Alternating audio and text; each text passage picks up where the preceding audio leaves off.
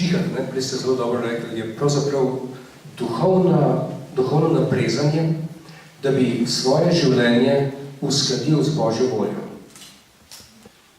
In če bi ljudje sprejeli to idejo, pravi, bi bil na svetu mir. Zanimivo, sama beseda islam vsebuje, oziroma koren salam, kar pomeni mir.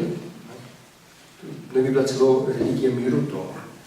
Mali džihad je pa to, da pomagaš tudi drugemu, da bo razumel, kaj Bog od njega pričakuje in da bo sprejel islam. In če se ti pa tukaj upiramo, lahko pomagaš, da bo to lažje sprejel. In potem smo pri tem, kar se potem nekako zmoto lahko reče, da džihad pomeni sveto vojno. Se pravi, sam po sebi islam ni nasilna religija. Lahko ga pa zelo hitro izkoristiš za to, ker so odločene dobra podlaga za to, da utemeljiš ali pa upravičiš tudi nasilje. Torej, ta delitev na veliki džihad, na mali džihad, džihad al-akbar, džihad al-asgar je zelo pomembna, s tem, da situacija še oziroma ta problematika je še bolj kompleksna. V Koranu je beseda džahada omenjena na 41 mestih. Džahada pomeni truditi se, prizadevati si. Samo v 10 primerih pa je ta džahada nekako blizu recimo nekemu bojovanju, ampak moramo hkrati vedeti, da v arabščini obstajajo drugi pojmi za bojevanje. Kital je pojem za bojevanje, ubijanje. Harb je pojem za vojno. Gazu je invazija, advan je agresija.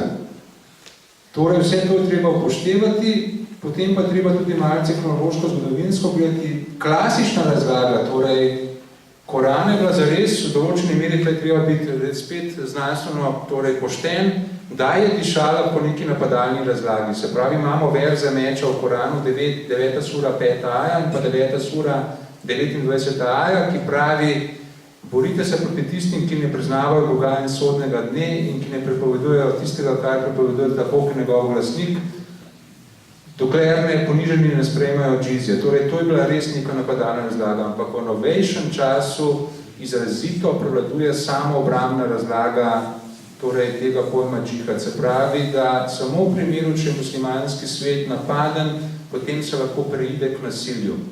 Tle je potrebno poznati tudi dihotomijo dar al-islam, dar al-harb, ki je bila klasična, se pravi, na hišo islama in pa hišo vojne, ki je implicirala, da morajo muslimani nujno napadati tiste dele sveta, ki niso islamski.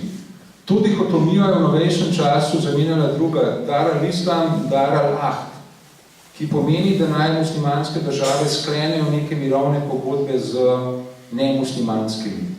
Pa še enkrat naj poudarim, dodam temu, kar je sogovornik rekel, kontekst je pomemben.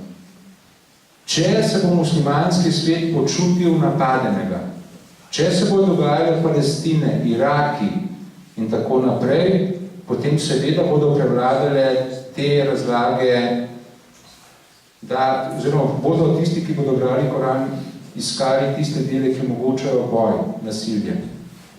Pa še fundamentalizem je omenjen, nikoli ne pozabimo, sama beseda fundamentalizem, čeprav se seveda veže v medijih predvsem na islam, sama beseda izhaja iz protestantskega okolja v ZDA, med leti 1910 in 1915 naftna bogovca Stuart, brata Stuart, financirala izdajo 3 milijonov majhnih zvezkov z naslovom The Fundamentals, Testimony of Truth, kjer so zatrdili noter, da je treba dogme krščanske vedno znova potrjevati. Torej, sama beseda fundamentalizem izhaja iz protestantskega okolja in marsikdaj je tudi to protestantsko okolje tisto, ki generira fanatizem. Naj tle na tej točki opozorim, da kaj je bil razlog, da je David Lloyd George, britanski ministrski predsednik, 1917 izdal Balfourjevo deklaracijo, s katero je judovskemu ljudstvu obljubil National Home, nacionalni dom v Palestini,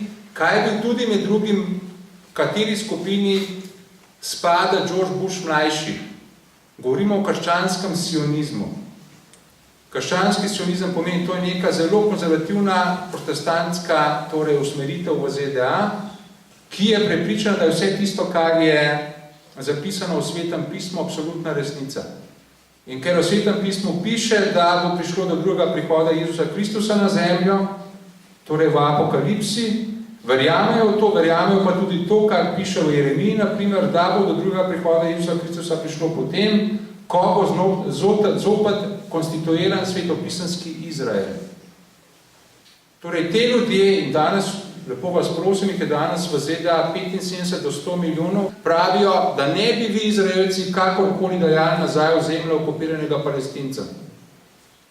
In tudi David Lloyd George, eden od motivov, drugi so bili geostrateški, je rekel, bom pa čudom dal to državo, da tudi Jezusa drugič dobimo na zemljo. Vsaj jaz sem dobila tako vtis. Oni so vzgajani, pač to tako je, ne sprašuj. Ni zakaj, ni, pač ne, mi smo v osnovni šoli, srednji faks, super veliko in domača nas je kaj zanima, zakaj. Pa smo dobili odgovor, tudi če smo župnika vprašali, ne vem kaj, neprijetnega, in rekel, tudi mogoče ne vem, bom drug teden povedal, pa nam je povedal, ampak nam je povedal. Tam je pa to tako je. In v bistvu, od vseh teh muslimanov, ki sem jih jaz spoznala, pa je to od Pakistana, Afganistana, Egipta, Alžirije, Bosne, Turčije, ne vem, Malija, Gane, Gambije, Senegala, ne vem kam vse. Edinih enih par, ki mi je bilo pa malo različnih v razmišljanju, pa eni 3 fani, ki so zelo mladi prišli sem in so šli pri nas čez proces osnovne šole in naprej. In v bistvu vsi so padali v družbo, ki v bistvu so bili edini v razredu in so pa zelo odprti in zelo drugačni in veliko sprašujejo in čisto drugače razmišljajo. Mi je zanimiv fenomen po eni strani, po drugi strani je pa tako kar malo strašljivo, ker recimo, ne vem, gremo mi v nedeljo k maši, pa ima župnik pridigo, pa reče nekaj, kar bo meni čuden, se bom vprašala zakaj. Oni se ne bojo. Grejo eno mošejo, pa bo nekdo nekaj rekel, pa recimo, da se s tem strinjajo, imam ta vtis, da bojo vsi samo pokimali. Vete, eno stvar bom povedal. Ičtihad, to eno besedo se bolj že slišal, gospod je prej omenil. To je pomenilo, da je vsak človek dolžan iskati, kaj Bog od njega pričakuje v določeni življenjski situaciji. In prvih nekaj stoletij, nekako 3 stoletja, so ljudje to delali. So se trudili, na podlagi virov najprej Korana, potem Sune, ki je bilo prej omenjeno, pa še nekih drugih metod, analogije in tako naprej, so poiskali, kaj pravzaprav Bog od mene pričakuje. Potem nekako po 3 stoletjih, v 4. stoletju islamskem, je pa vlogo tega ugotavljanja, kaj Bog od tebe zares pričakuje, prevzelo učiteljstvo. Nekakšni pravniki. In kar naenkrat niso bili več ljudje tisti, ki so sami bili poklicani ugotavljati, kaj Bog od njih pričakuje, ampak je v njihovem imenu to naredil pravnik. On je rekel, ja, v Koranu piše takole, ali v tistem Mohamedovem izreku piše tole. To pomeni, da moraš ti tako in tako živeti. Se pravi, ta avtoriteta učiteljstva, predvsem muftijev pa imamov, je zelo velika. In to dejansko ljudi malo odvrača od tega, da bi sami določen intelektualni napor vlagali. In to, kar ste rekli, tisto, čof, je natanko to, se pravi, tako pač je. Ni res, da bi bila ena sama zabetonirana razlaga v Koranu. Red, ki so primerili ali alkohol, da je situacija popolnoma jasna.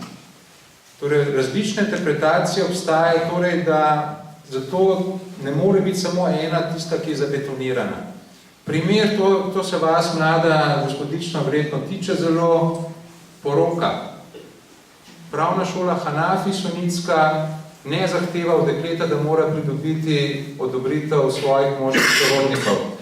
Vse ostale pravne šole, Maliki, Šafi, Hambali, zahtevajo privolitev moških sorodnikov. Torej vidite, da ni ene same zabetonirane resnice. Ker ta pravna šola Hanafi, ki mimo grede pripadajo tudi bosanski muslimani, tako velik poudarek daje na temu, kaj je omenjeno ičtihadu, neodvisni presoji. Potem imate pa znotraj ičtihada še dodatne Torej, odločanje po analogiji, pravniška preferenca, istih sanj, javni interes in tako naprej. Tako da, veste, to kar ste nekako na podlagi lastnih doživetij skicirali, to je malce preveč ponastavljeno, bi rekel. Ne? Pa še nekaj, kar zadeva tega, veste, da v sunitskem svetu, torej tudi sunitsko delitev treba upoštevati, od 8. stoletja naprej sunitska duhovščina, torej se praviloma strinja z oblastmi, ker je prvi imperativ postal, torej preprečevanje državljanskih vojn mogočih in tako naprej. Tako da danes imate v Egiptu, torej vsi te islamisti preprosto ne poslušajo Al-Azharja, torej, ki naj bi po nekaterih interpretacijah bil največja teološka avtoriteta, torej ena najstarejših fakultet na svetu. Duhovščine Al-Azharja islamisti, egipčanski preprosto ne upoštevajo, ker je ta duhovščina praviloma zlizana z oblastjo. Tako da tudi to, da vsi zdaj poslušajo svoje imame, to tudi ne bo držalo. V šiitski veji je stvar bolj torej v tem smislu stroga, da se mora res, kot sem rekel, vsak šiitski laik izbrati tistega mučtahida, duhovnika, ki se mu zdi najbolj učen. Najlepša hvala. Dr. Štrbenc, dr. Iziršek, ura gre proti 10. Jaz občutek imam, da smo malo odgrnili tisto tančico muslimanskega sveta, tako da zdaj, ko boste šli domov, boste lahko še malo odgrinjali s kakšnim branjem knjig, člankov in tako naprej. Res hvala za tako bogat večer. Hvala, da ste bili z nami in lahko